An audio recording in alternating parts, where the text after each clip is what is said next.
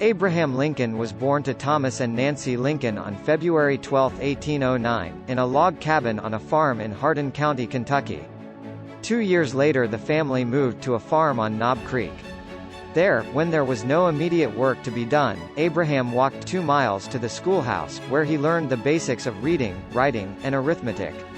When Abraham was 7, his father sold his lands and moved the family into the rugged wilderness of Indiana across the Ohio River.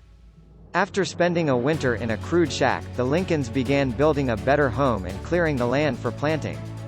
They were making progress when, in the summer of 1818, a terrible disease known as milk sickness struck the region.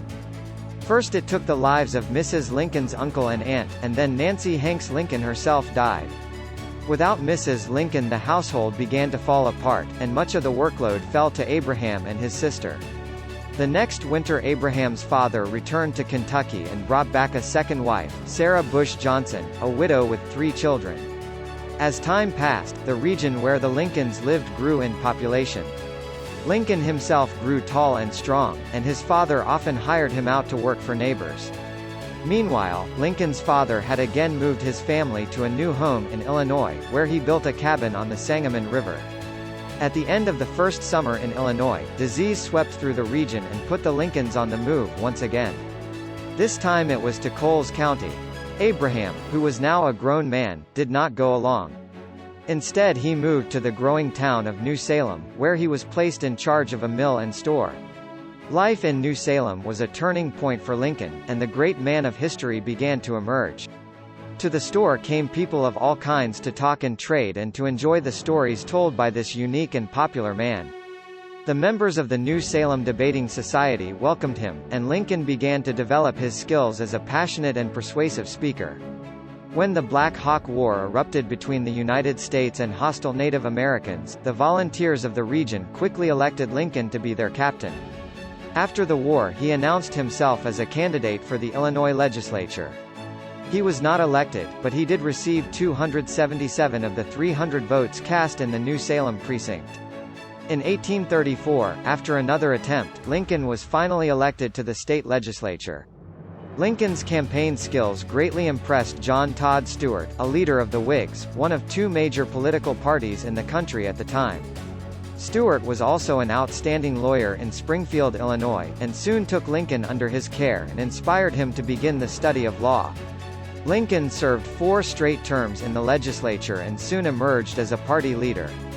Meanwhile, he mastered the law books he could buy or borrow. In September 1836 Lincoln began practicing law and played an important part in having the Illinois state capital moved from Vandalia to Springfield. In 1837 Lincoln himself moved to Springfield to become Stuart's law partner. He did not, however, forget politics.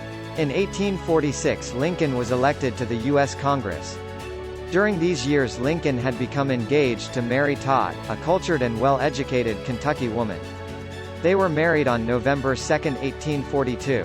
When Congress met in December 1847, Lincoln expressed his disapproval with the Mexican War, in which American and Mexican forces clashed over land in the Southwest. These views, together with his wish to abolish, or end, slavery in the District of Columbia, brought sharp criticism from the people back in Illinois. They believed Lincoln was not a patriot and had not correctly represented his state in Congress. Although the Whigs won the presidency in 1848, Lincoln could not even control the support in his own district. His political career seemed to be coming to a close just as it was beginning. His only reward for party service was an offer of the governorship of far-off Oregon, which he refused. Lincoln then returned to Illinois and resumed practicing law. During the next 12 years, while Lincoln rebuilt his legal career, the nation was becoming divided. While victory in the Mexican War added vast western territory to the United States, then came the issue of slavery in those new territories. To Southerners, the issue involved the security and rights of slavery everywhere. To Northerners, it was a matter of morals and justice. A national crisis soon developed. Only the efforts of Senators Henry Clay and Daniel Webster brought about the Compromise of 1850. With the compromise, a temporary truce was reached between the states favoring slavery and those opposed to it. The basic issues, however, were not eliminated. 4 years later the struggle was reopened. Lincoln's passionate opposition to slavery was enough to draw him back into the world of politics. He had always viewed slavery as a moral, social and political wrong, and looked forward to its eventual abolition. Although willing to let it alone for the present in the states where it existed, he would not see it extended 1 inch. At the same time, Illinois Senator Stephen A. Douglas drafted the Kansas-Nebraska Act, which would leave the decision of slavery up to the new territories. Lincoln thought the bill ignored the growing Northern determination to rid the nation of slavery. Soon, in opposition to the expansion of slavery, the Republican Party was born. When Douglas returned to Illinois to defend his position, Lincoln seized every opportunity to point out the weakness in it. Lincoln's failure to receive the nomination as senator in 1855 convinced him that the Whig Party was dead. By summer 1856 he became a member of the New Republicans. Lincoln quickly emerged as the outstanding leader of the new party. At the party's first national convention in Philadelphia, Pennsylvania, he received 110 votes for vice president on the first ballot. Although he was not chosen, he had been recognized as an important national figure. National attention began turning toward the violence in Kansas and the Supreme Court decision in the Dred Scott case, which debated the issue of slavery in the new territories. Meanwhile, Douglas had returned to Illinois to wage his fight for re-election to the Senate.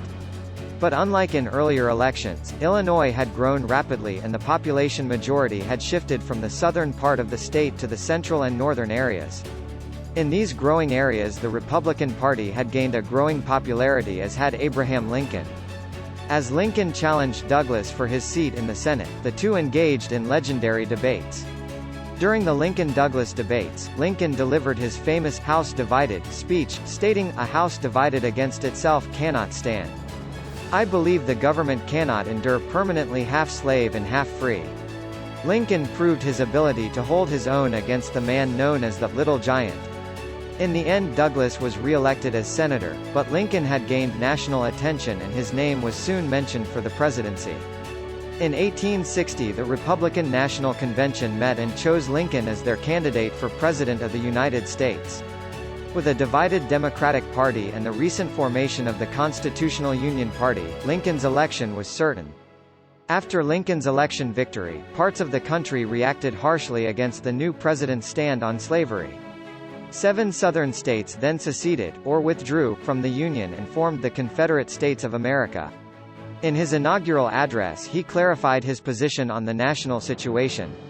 Secession, he said, was wrong, and the Union could not legally be broken apart. He would not interfere with slavery in the states, but he would hold, occupy, and possess all property and places owned by the federal government.